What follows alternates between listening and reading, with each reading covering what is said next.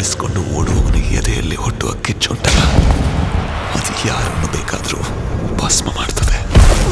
ಕೋಣಗಳು ಹುಟ್ಟಿದ್ದು ಗುಲ್ಕುಂದದಲ್ಲಿ, ಆ ಕಿಚ್ಚು ಹುಟ್ಟಿದ್ದು ಅದರಿಂದ 70 ಮೈಲಿ ದೂರದ ಕರಾವಳಿಯಲ್ಲಿ.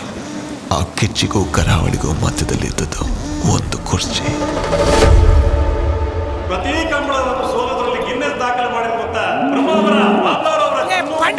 ಅನೌನ್ಸ್ ಮಾಡೋ ರಂಟೆ ಮಗನಿಗೆ ಕೆರ ತಗೊಂಡು ನೋಡ್ಬೇಕಲ್ಲ. ಎಂತಾಯ್ತು? ಎಂತ ಸಾಗ್ಲಿಲ್ಲ.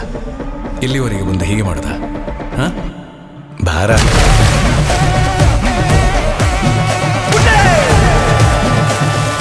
ಒಂದು ಸಲ ಸಹ ಗೆದ್ದಿರ್ಲಿಲ್ಲ, ನೀವು ಬಂದ ಮೇಲೆ ಗೆದ್ದಾಗೆ ಆಯ್ತು ನೋಡಿ.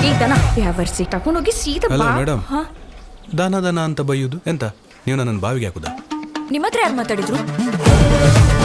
ನಾವು ಗೆದ್ದು ನೀವು ಸೋತಾಗೆ ಆಯ್ತಲ್ಲ. ನಿಮ್ಮದು ಹಸು ಸಿಗ್ಲೇ ಇಲ್ಲಲ್ಲ ಮಾತ್ರ. ನಿಮಗೆ ಗೆಲುವು ಸಿಕ್ಕಿದ ಮೇಲೆ ನನಗೆ ಭೂಮಿ ಸಿಗುದಿಲ್ವಾ? ಸಿಗ್ತಾಳೆ ಬಿಡಿ. ಕಾಡಲ್ಲಿ ಚಿರತೆ, ಕಂಬಳದಲ್ಲಿ ಮಾವೀರ, ಸಮ ಸಮ.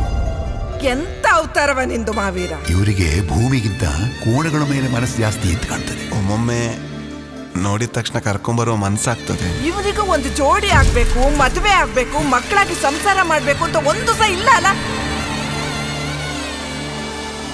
ಮೃತ್ಯು.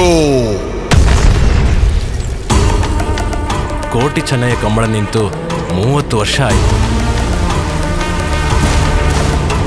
30 ವರ್ಷಗಳ ಹಿಂದೆ ನಿಂತ ಕಂಬಳದ ಗದ್ದೆಯ ಕೆಸರಿಗೆ ರಕ್ತದ ದಾಹ, ಪ್ರತಿಕಾರದ ಮೋಹ, ಪ್ರತಿಷ್ಠೆಯ ಕುರ್ಚಿಯ ಗೆದ್ದಲಿನ ಹುತ್ತಕ್ಕೆ ಹಾವಿನ ಆಗಮನ.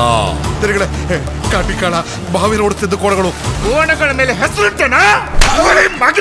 ಇಷ್ಟು ವರ್ಷ ದೊಡ್ಡವರ ಜೊತೆ ಇದ್ದ ಮಾಬಲ ಮಾವೀರ ನೋಡು, ಈಗ ಅವರೆದುರು ನಿಂತಿದ್ದಾರೆ. ಕೋಟಿ ಚೆನ್ನಯ್ಯ ಕಂಬಳ ಆಯ್ಲಿ, ಸೋಲುಕ ಸಾಯುಕ ಅನ್ನೋದು ಅಷ್ಟಮಂಗಲದಲ್ಲೇ ತೀರ್ಮಾನ ಆಯ್ಲಿ.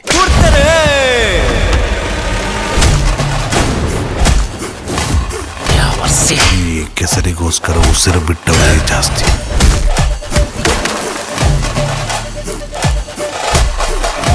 ತಲೆಮಾರುಗಳು ಹುಟ್ಟುವುದಕ್ಕಿಂತ ಮುಂಚೆಯೇ ವೈರತ್ವ ಹುಟ್ಟಿದೆ. ಇದು ಮುಗಿಯದ ವೈರತ್ವದ ಮುಂದುವರೆದ ಅಧ್ಯಾಯ.